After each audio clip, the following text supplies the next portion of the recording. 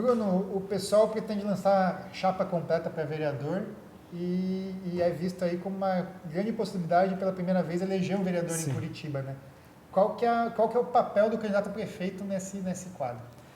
Convocar as pessoas para conhecerem o pessoal e conhecerem a nossa bancada de vereadores, a nossa capacidade de ter um bom vereador na Câmara de Vereadores. A diferença, a falta que nós fazemos de não ter um representante do pessoal na Câmara de Vereadores.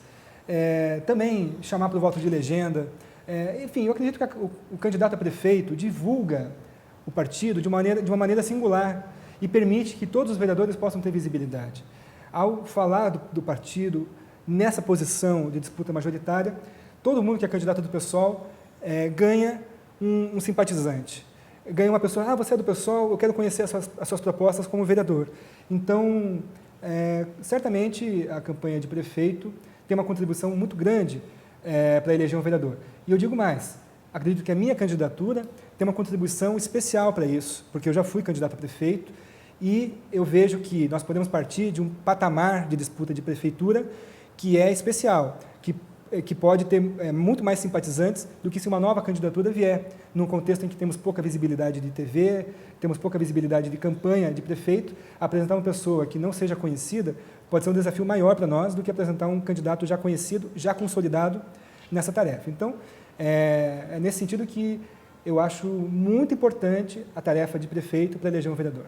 Um candidato mais conhecido, mais tarimbado, já com até um eleitorado fiel, não poderia ser um puxador de voto na eleição proporcional também? Certamente, assim como candidatos a vereador que foram muito bem na disputa de vereador, poderiam ser melhores ainda puxadores de voto numa eleição de vereador. Certamente poderíamos ter uma outra solução, uma candidatura que não fosse interferir tanto na campanha de vereador. Eu acho que tanto a minha candidatura como prefeito, como a candidatura de outros pré-candidatos como prefeito, acabam interferindo de alguma maneira na chapa de vereadores. Mas, no meu entender, a diferença que eu faço na chapa de vereadores eu posso compensar como candidato a prefeito. Se tivéssemos uma outra solução, uma candidatura a prefeito que não tivesse nenhum tipo de impacto na chapa de vereadores, certamente seria a melhor solução e poderia ser uma solução de consenso no partido. A conta matemática para eleger um vereador é muito importante, mas mais importante do que isso é garantir a defesa de um projeto e garantir a consolidação do nosso nome, do nome do partido, para poder, em algum momento, ocupar uma posição mais relevante na cidade de Curitiba. E uma vez eleito, o prefeito Gustavo Frutti, a chapa de vereadores que apoiou ele na eleição era minoria na Câmara, mas ele governa hoje com 37 vereadores o apoiando. Como é que o pessoal ia compor aí com os demais vereadores aí na Câmara Municipal para conseguir aprovar seus projetos? A nossa aliança é com a participação popular. A nossa aliança é com a militância, com os sujeitos, com os indignados, com as pessoas da cidade que querem a transformação da política, a transformação das coisas. Então, não é com acordo de cúpula, com acordos com vereadores, com troca de indicação de secretários, porque é assim que se faz. É assim que o Frutti fez, que teve até um secretário do DEM, que o partido que estava na disputa da eleição estava numa candidatura oposta a ele, ou seja, não é trocando cargos de secretário, de chefes de divisão, coisas desse tipo. É fazendo uma aliança com a sociedade, convocando a sociedade para a participação popular, e nesse contexto, os vereadores se sentem pressionados, porque muitas das pessoas que nós podemos mobilizar são pessoas que mobilizam também o voto daquele vereador. Então, esse deve ser o rumo. Isso nunca foi feito. Isso seria um diferencial nosso, e é assim que eu acredito que nós podemos governar. Apresentando propostas que representem a sociedade e convocando a sociedade a reivindicar do seu vereador o voto favorável àquela proposta. Beleza. Vamos falar um pouquinho da cidade agora. Primeiro eu queria saber que avaliação que você faz aí da gestão Gustavo Frutti. É uma gestão inoperante, é uma gestão que se preocupou tão somente em, como vamos dizer assim, em preservar a máquina na inércia. A máquina da prefeitura funcionou, continuou trabalhando, mas não teve grandes feitos, não teve grandes realizações, e eu não acredito, não confio na tese de que não havia dinheiro, simplesmente. Claro, certamente as gestões anteriores fizeram graves danos ao orçamento do município, mas A pergunta é, não existe dinheiro para nada? Para alguma coisa deve haver dinheiro. Para fazer alguma política deve haver dinheiro. Deve haver alguma identidade, alguma marca da gestão, e isso não há. Há muita omissão em várias coisas que precisam ser feitas, como no tema da habitação, no tema da regularização fundiária, no tema do transporte. No tema do transporte é notável, porque há uma grande mobilização popular, há uma grande força da opinião pública, no sentido de motivar o prefeito ao enfrentamento com as empresas do transporte, e o prefeito faz acordos com as empresas do transporte, conduz a política nesse setor de uma maneira passiva. A prefeitura argumenta que já entrou com ações na justiça, que perdeu e tudo mais.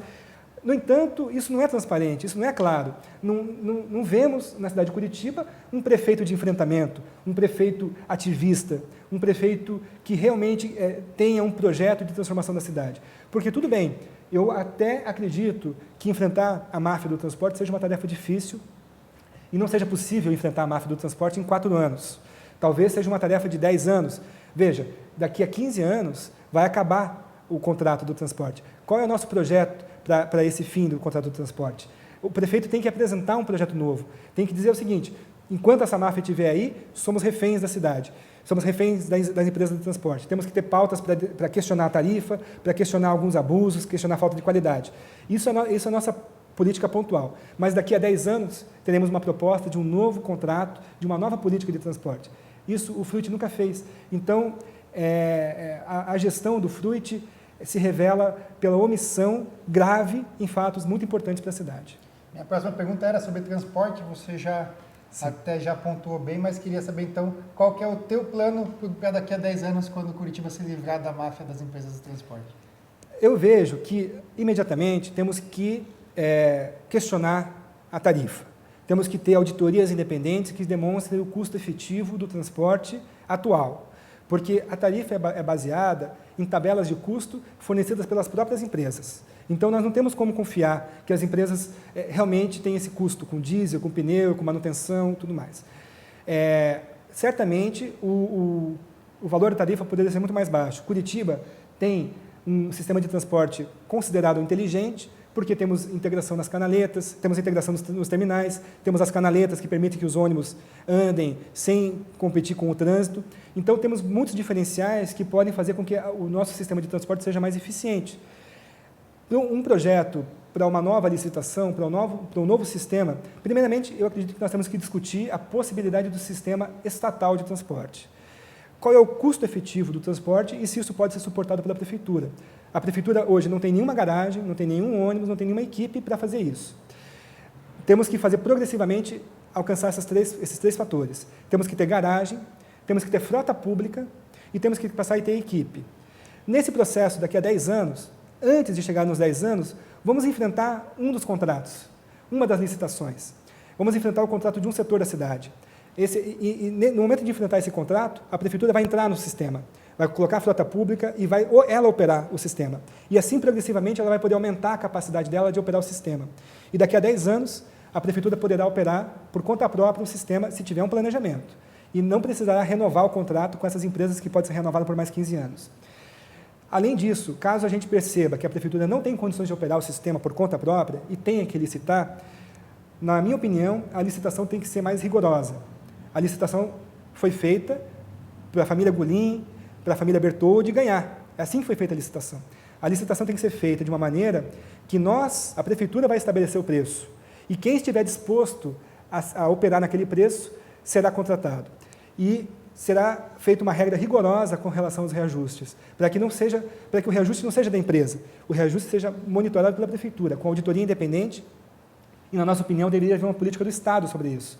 Deveria haver um instituto de pesquisa em transporte que fosse estadual, que pesquisasse os custos do transporte em todo o estado do Paraná, e que permitisse a todas as prefeituras ter uma política de monitoramento do transporte. Claro, estamos falando da política municipal. Na política municipal, a prefeitura teria que fazer estudos independentes a respeito do custo de transporte e poder fazer uma nova licitação que garantisse que a tarifa fosse a mais barata possível, mais acessível para o usuário. E o metrô? Só a presidente Dilma já veio 2 vezes em Curitiba lançar o metrô na gestão do Dutti e na gestão do Fruit. A gestão do PSOL sepulta de vez ou leva adiante o projeto do metrô? Eu vejo que temos que repensar o projeto do metrô. Esse projeto que existe, ele não tem muito sentido, tá? Porque o projeto que eles estão propondo é um projeto que substitui a canaleta pelo metrô. Na minha opinião, isso desmobiliza todo o investimento que já houve, que foi o investimento da canaleta, e retira do sistema um meio de transporte que pode ser bom, o transporte da canaleta. O transporte da canaleta, para ele ser melhor, ele tem que ter mais ônibus, tem que ter mais frequência e mais capacidade. Não é verdade que está no limite da capacidade. Isso eles usam como discurso, a canaleta está no limite da capacidade, então temos que ter metrô. Mas não faz sentido você colocar o metrô num sistema que esteja no limite da capacidade. Então, que seja feito o metrô em partes onde não há canaleta. Essas partes, hoje, elas têm que fazer como? Como que essa parte da cidade se transporta? Aonde não tem canaleta. Pega um alimentador, que vai até o terminal, e no terminal pega o ônibus da canaleta. Então, esse processo do alimentador para o terminal é que toma tempo. Então, deveria haver sistemas que agilizassem o transporte nos locais onde não existe canaleta. Para a gente poder ampliar o sistema de transporte de massa de Curitiba, não adianta simplesmente ficarmos fazendo, onde já existe investimento, fazer outro investimento. Então, na nossa opinião, deveria haver um novo projeto de metrô que alcançasse partes da cidade que não tem sistema de transporte eficiente, que pudesse, por exemplo, se conectar com a região metropolitana. Claro, o metrô é muito caro e hoje, para Curitiba, o projeto que é feito hoje é inviável. Teria que ser feito um projeto de uma escala menor, que pudesse ser suportado pelos custos da cidade e, progressivamente, isso ser ampliado. Mas, se a gente tem um recurso para fazer o metrô, na nossa opinião, esse metrô tem que ser feito no local onde haja déficit de transporte.